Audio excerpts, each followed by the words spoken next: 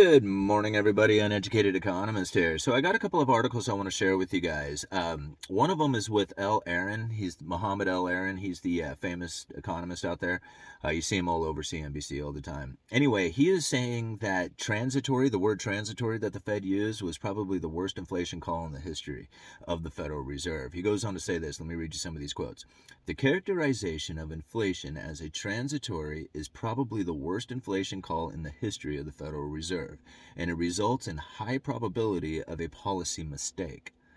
He goes on to say, so the Fed must quickly, starting this week, regain control of the inflation narrative and regain its own credibility. Otherwise, it will become a driver of higher inflation expectation that feed unto themselves. So now what he is saying there is that the whole inflation narrative that the Federal Reserve was saying that it was going to be transitory has pretty much been tossed out the window, and that there is no transitory inflation and that this is going to be a permanent fixture within the economy. I mean, that's what I kind of heard when he said that, and that the Federal Reserve needs to act and act quickly. Now, I know from before the pandemic even started that the Federal Reserve said that the next time we go into a recession that they were going to let the inflation run extra hot for extra long for an extended period of time, to go for an average 2% inflation rate, not a current inflation rate. Now let's talk about something real quick. Inflation and price inflation. You got inflation, which is the expansion of money and credit, and then you got price inflation, which is the result of that. And everybody wants to talk about price inflation. So when we're seeing this price inflation taking place, everybody wants to blame it on the Federal Reserve, saying that it's this ultra loose monetary policy that is creating this. But yet everybody from the very beginning has been talking about the supply chain shortages due to the supply chain breakdown. So I mean, which one is it? I mean, are we having a price increase due to the demand from a lack of availability out there, or are we having price increases due to all the money printing that was coming from the Federal Reserve? I mean, it could be both, right? I mean, you can't have one without the other. But yet we had quantitative easing started from back in the early, 2008, 9, all the way up until now, and all of a sudden now we get the price inflation. But we didn't get it from, a balance sheet from 850 billion up to 4.3 trillion, all the way up to whatever the hell it is now, 20 trillion. I don't even know where the balance sheet has landed at this point.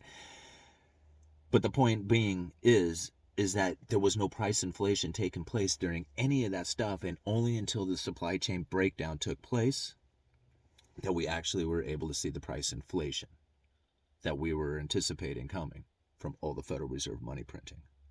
Okay? Now, if you go and you read a lot of these economists out there are starting to say that this inflation is going to be transitory, and you know why? Is because the inflation is probably going to be peaking out here soon. The price inflation. And what I mean by that is that if we have a little over 6% inflation now, next time the numbers come out, we may be at 5%. The next time after that, it might be at 3%, or 1%, or 2%. Or who knows what it's at, but it may be lower than what it is now. It could be higher. Right? If the supply chain breakdown continues and the COVID variant starts to rip through the economy and they start locking everything down and sending everybody home and laying everybody off and start issuing out stimulus checks again, well, then that would be a whole different environment. I mean, we would have to look at that and say, okay, this is what the cause and effects from all this government intervention is going to be. But that's not the case right now. That's not what they're doing. What they are going to do is they're going to try and reel in some of this easy money policies that they had going. And it's not like they're ending the easy money policy. They're just like not easy as much, right? The way L. Aaron was putting it is that they have to ease off the accelerator, right? We're still on the gas. They're still printing. They're still pushing. They still got easy money policy. They're just not going to do it as much, right? So it's still in the same condition that we always were. We're just not going as fast. But everybody wants to say about this monetary policy shift coming from the Federal Reserve. There wasn't. I mean, they're ultimately just sitting on their hands like they have always done without any changes, except for not as much as what they were doing. That's it. That's the only difference. So now people are telling me it's going to be a hyperinflation scenario. I don't think so. I don't think you can have a hyperinflation scenario when you have nothing but debt in the system. Okay, and now I know that people are probably going to shake their heads at that, but the Federal Reserve loans into the system. Everything. That means all the money that is out there is due back to the Federal Reserve, all the money plus an interest. That is going to slow money velocity down. Now, if it was money that was just injected into the system, the Federal Reserve printed it up, here you go, it's not due back. That would create a hyperinflation scenario. That I really would believe would. Okay? But that's not what they do. It's not how it works. And all this money is going to, it's it has to do with return on capital is what it has to do with. Okay? And if you invest your money, if you take money and you invest it, and then the money that you get back from that investment does not exceed the inflation, right, the price inflation that is out there, then you are going to have a slowdown in the economy. And that is what's taking place right now. The interest rates are too low.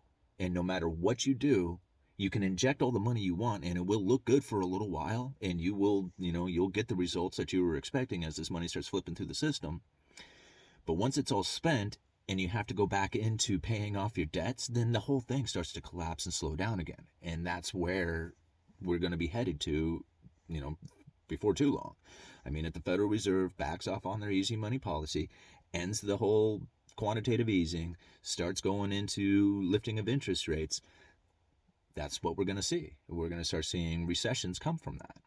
Now, this is where the idea of a central bank digital currency is going to come in. Because right now, the way the Federal Reserve is chartered, they really have to buy something. They have to buy like treasury bonds or mortgage-backed securities. And these are not like buying an asset like they say they are. They're really loaning money into the system, right? When you buy a treasury, you're loaning money to the government. When you buy a mortgage-backed security, you're essentially loaning money to all the mortgage holders out there. That's how the Federal Reserve, is operating. I mean, they are a lender, not an injector of money, even though everybody wants to say that they are an injector of money. It doesn't quite work that way. However, when it comes to central bank digital currencies, that could be the way it works. And that there could come a time when the economy falls down to a certain level where dropping of interest rates is just no longer an effective tool, very much like where we are now. And that the idea that you can try and stimulate the economy by getting people to borrow money just simply won't be there. Because dropping of interest rates doesn't, spark that idea of going out there and borrowing money. I mean, if you had interest rates at 5%, you drop them down to 1%, people are like, man, look at all the, look how easy it is to make the payments on this expensive item. Well, if you don't have that capability of dropping the interest rates, then what are you going to do to try and stimulate the economy? You have to inject the money directly into the people's hands. So that's one of the reasons why I feel that the Federal Reserve is so adamant about raising interest rates right now, is that if they can at least get some of their ammo back, at least some of it, then they would have something to use next time there's a downturn. They can say, hey, we're dropping interest rates, we're going to, do all this stuff. But right now they wouldn't be able to do that. So they have to get some of that ammo back.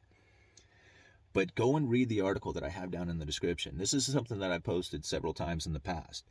These two former Federal Reserve officials that used to work for the government, work for the banking system, they have come up with an idea about how it is that they can use the central bank digital currency to inject money directly into basically into their wallets, kind of getting around the Treasury so that they wouldn't have to buy treasuries, get the Treasury the money, the Treasury would then issue out the checks to all the people. Instead, what they would have is these emergency bonds that lie in wait, so that if GDP fell to a certain level or unemployment rose to a particular level, the Federal Reserve could go in and buy these particular bonds that were just sitting there waiting for them for this particular, I think they were calling them recession insurance bonds or something like that. But ultimately, the Federal Reserve could buy these particular bonds and then use that money, instead of handing it to the Treasury, inject it directly into the people's wallets through a digital, central bank digital currency or some sort.